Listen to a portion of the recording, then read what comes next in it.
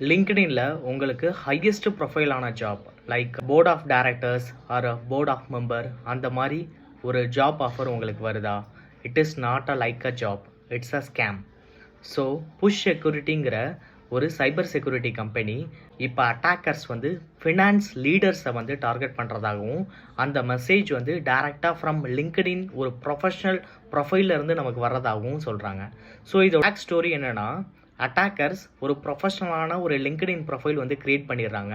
Create பண்ணிவிட்டு அவங்க target பண்ணுற ஒரு ஃபினான்ஸ் லீடர்ஸுக்கு லைக் ஒரு இன்வைட் வந்து சென்ட் பண்ணுறாங்க. காமன்வெல்த் இன்வெஸ்ட்மெண்ட் ஃபண்ட் சவுத் ஆஃப்ரிக்காவில் ஜாயின் பண்ணுங்கன்னு சொல்லிட்டு ஒரு இன்வைட் வருது. தென் இந்த லிங்கை வந்து நம்ம கிளிக் பண்ணிட்டோம்னா then it will be redirected to ஒரு ட்ரஸ்டடான கூகுளில் வந்து ரீடைரக்ட் ஆகுது. ஃபயர்பேஸுங்கிற ஒரு சைட்டில் போய் முடியுது.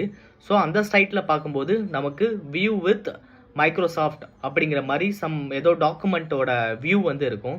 ஸோ ஒன்ஸ் அதை கிளிக் பண்ணோம்னா அது திரும்பி ரீடைரக்ட் ஆகி நமக்கு மைக்ரோசாஃப்டோட யூசர் நேம் அண்டு பாஸ்வேர்டு கொடுக்குற மாதிரி இருக்குது. ஒன்ஸ் நம்ம அதை கொடுத்துட்டோம்னா அவ்வளோதான். அஃபிஷியல் இமெயில்ஸ், ஃபைல்ஸ், ஆப்ஸோட ஆக்சஸ் எல்லாமே அவங்களுக்கு கிடச்சிரும். இதில் மெயினாக அவங்க என்ன யூஸ் பண்ணுறாங்கன்னா கேப்சா. ஸோ கேப்சா யூஸ் பண்ணால் பாட்னால் டிடெக்ட் பண்ண முடியாது. தென் செகண்ட் ஒன் வந்து க்ளவுட்ஃப்ளேருங்கிறத ஒரு வெப்சைட் ப்ரொடெக்ஷன். அடிஷ்னலி ஃபயர்பேஸுங்கிற கூகுள் லாகின் பண்ணுற ஒரு ட்ரஸ்டட் சோர்ஸை வந்து யூஸ் பண்ணுறாங்க.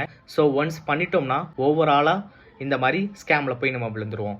ஸோ இதுக்கு வந்து என்ன பண்ணணும்னா, சஸ்பிசியஸான மெசேஜஸ் வந்துச்சுன்னா நம்ம வந்து ப்ராப்பராக ரிப்போர்ட் பண்ணுங்கள். ப்ளஸ் லிங்க்டின்ல வந்து MFA வந்து ஆட் பண்ணி வச்சுக்கோங்க. நம்ம இந்த ஸ்கேம்ல இருந்து தப்பிச்சிடலாம்.